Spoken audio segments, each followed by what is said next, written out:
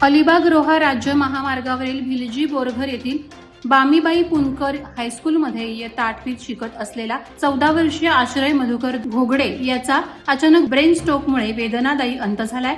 अचानक तब्येत बिघडल्याने त्याला अलिबाग येथील एका खासगी रुग्णालयात दाखल करण्यात आलं। मात्र प्रकृती अधिकच गंभीर होत असल्याने डॉक्टरांनी त्याला पुढील उपचारासाठी मुंबईमध्ये नेण्याचा सल्ला दिला। मुंबईकडे नेताना आश्रयची तब्येत दोनदा बिघडली आणि त्यातच त्याचा दुर्दैवी अंत झाला। आश्रय हा शाळेत हुशार आणि नम्र विद्यार्थी म्हणून ओळखला जात असे।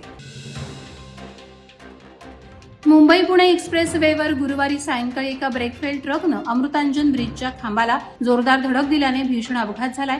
पूल आणि गाडीच्या मध्ये पिचकल्याने चालकाचे थेट 2 तुकडे झाल्याचं भयावह चित्र पाहून सर्वच थिजून गेले होते।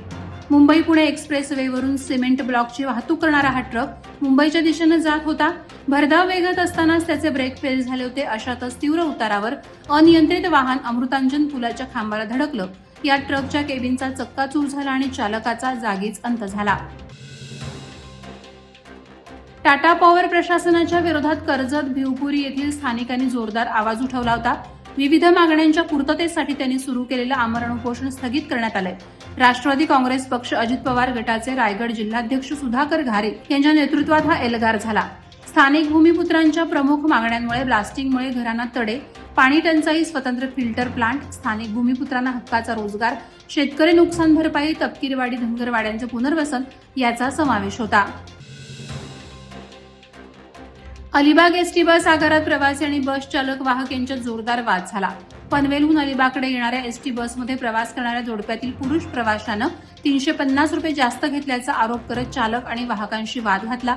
मात्र तपासणीत वाहकाकडे असलेली रक्कम आणि तिकिटातून मिळालेली रक्कम अचूक जुळल्याने वाहक निर्दोष ठरले। तरीही प्रवाशानं स्वतःची रक्कम तपासण्यास नकार देत शिवीगाळ केली। एसटी कर्मचाऱ्यांनी संयम राखून परिस्थिती नियंत्रणात आणली। प्रशासनानं गैरवर्तन सहन न करण्याचा इशारा दिला। जुना मुंबई पुणे राष्ट्रीय महामार्गावर शेडवी फाटा परिसरात खोपोलीहून मुंबईच्या दिशेने जाणारी वॅगनार कारवरील चालकाचा ताबा सुटल्याने कार रस्त्यावरून थेट मोरीमध्ये कोसळली। चालकाला चालत्या गाडीतच चक्कर आल्यामुळे गाडी कंट्रोल झाली नाही आणि हा अपघात झाल्याचे समजते। या अपघातात कारमधील 4 प्रवासी जखमी झालेत। अपघाताची माहिती मिळताच स्थानिक नागरिकांनी तातडीनं जखमींना उपचारासाठी चाकोट हॉस्पिटलमध्ये दाखल केलं। या अपघातात सुशीला कृष्णा ठोंबरे, रिया फाटे आणि दत्ता चिंदू पाटील हे जखमी झालेत। पेण कोंबडपाडा येथे साई मंदिरासमोर असलेल्या साई पॅराडाईज सोसायटीच्या इमारतीवर टॉवर उभारण्याचं काम सुरू असून त्यामुळे परिसरात भीतीचं वातावरण पसरलंय। टॉवरच्या रेडिएशनमुळे नागरिकांच्या आरोग्याला धोका निर्माण होऊन अपंगत्व किंवा जीवितहानी होण्याची शक्यता नाकारता येत नसल्याचा आरोप रहिवाशांनी केलाय। टॉवर उभारणीसाठी परिसरातील नागरिकांना विश्वासात न घेता केवळ सोसायटीच्या परवानगीनं काम सुरू असल्याचंही त्यांनी नमूद केलं। याबाबत नागरिकांनी पालिका अधिकारी सुहास कांबळे यांना निवेदन दिलं। राष्ट्रवादी पक्षानं पनवेल महानगरपालिका निवडणुकीच्या तयारीसाठी कंबर कसली असून कार्यकर्त्यांची महत्त्वपूर्ण बैठक पनवेलमध्ये पार पडली। भारतीय जनता पक्षाबरोबर युती करून निवडणुकीत उतरण्याची तयारी प्रदेशाध्यक्ष खासदार सुनील तटकरे यांनी केली असून तशा सूचना पक्षाच्या कार्यकर्त्यांना देण्यात आल्याचं समजतं। पनवेलचे आमदार प्रशांत ठाकूर यांच्याशी चर्चा करण्यासाठी माजी नगरसेवक जिल्हा समन्वयक शिवदास कांबळे आणि पदाधिकारी प्रयत्नशील आहेत। निवडणुकीत महिला आणि युवकांना विशेष प्राधान्य देण्यात येणार असल्याचं समजतं।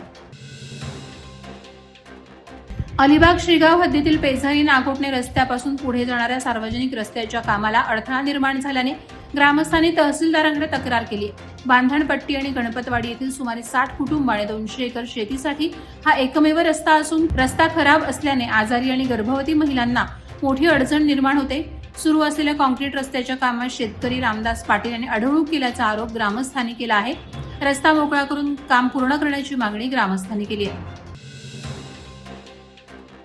कोकण एज्युकेशन सोसायटीचे 108वा वर्धापन दिन कोएसो नाना पाटील हायस्कूल कोयनाड या शालेय संकुलात अत्यंत उत्साहपूर्ण वातावरणात साजरा करण्यात आला। या कार्यक्रमासाठी शाळेचे सभापती आणि कोकण एज्युकेशन सोसायटीचे ज्येष्ठ संचालक माजी आमदार पंडित शेठ पाटील, ॲडव्होकेट आस्वाद पाटील तसंच चित्राताई पाटील उपस्थित होते। वर्धापन दिनानिमित्त शाळा समिती सदस्य स्वप्नील पाटील यांच्या हस्ते ध्वजारोहण करण्यात आलं। यावेळी आंतरशालेय स्पर्धांमध्ये बक्षीस पात्र ठरलेल्या आणि शाळेतील गुणवंत विद्यार्थ्यांचा मान्यवरांच्या हस्ते सत्कार करण्यात आला। काँग्रेस पक्षाचे नवनिर्वाचित जिल्हा उपाध्यक्ष रामनाथ पंडित यांचा उरण तालुक्यातील 8 गाव कमिटी आणि महात्मा गांधी विद्यालय दिघोडे यांच्या वतीने नागरिक सत्कार करण्यात आला। यावेळी कमिटीचे अध्यक्ष रमण कासकर म्हणाले की काही पदाधिकारी स्वहित साधण्यासाठी राजकारण करत आहेत, परंतु रामनाथ पंडित हे आपल्या राजकीय पादुका बाहेर ठेवत सर्वसामान्य जनतेला न्याय मिळवून देत आहेत. अशा निस्वार्थी भावनेतून काम करणाऱ्या रामनाथ पंडित यांची निवड काँग्रेस पक्षाच्या जिल्हा उपाध्यक्षपदी होत आहे. ही उरण तालुक्याच्या दृष्टीनं अभिमानाची गोष्ट आहे. खालापूर तालुक्यातील जय म्हात्रे स्कूल नढाळ चौक येथे आयोजित 53व्या तालुका विज्ञान प्रदर्शनाचं उद्घाटन युवा नेते प्रसाद थोरवे यांच्या हस्ते करण्यात आलं. यावेळी ते म्हणाले की झोपेत पडलेल्या स्वप्नांपेक्षा जागेपणी पाहिलेली स्वप्न देशाच्या प्रगतीसाठी सत्यात उतरवणं महत्त्वाचं आहे. विज्ञान, गणित आणि तंत्रज्ञानासोबत प्रशासनाचे शिक्षणही शाळेतून मिळालं पाहिजे असं त्यांनी सांगितलं. विकसित आणि आत्मनिर्भर भारतासाठी STEM हा प्रदर्शनाचा विषय होता. प्रसाद थोरवे यांनी प्रदर्शनातील प्रतिकृती पाहून विद्यार्थ्यांचं कौतुक केलं. वादळवारा लाईव्हसाठी न्यूज ब्युरो, रायगड.